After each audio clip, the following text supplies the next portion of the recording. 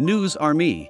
iPhone in India. Instead of China, Apple makes its new phone in India. Apple says it has started making the iPhone 14 in India as part of its plan to move away from relying so much on China.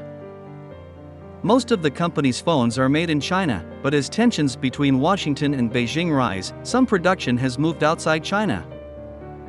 During the pandemic, China's zero-COVID policies, leading to widespread lockdowns, have also caused significant business problems.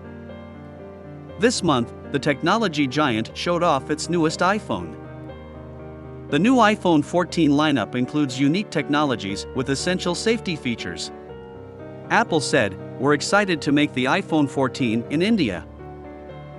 Foxconn, a company based in Taiwan, makes most of Apple's phones. Since 2017, it has had a factory in the southern Indian state of Tamil Nadu, making older versions of Apple's phones. But now, Apple is putting a lot on the line to make the iPhone 14 in India. By putting its money into India, Apple also wants to grow its presence in the country. Last year, it had about 4% of the market there.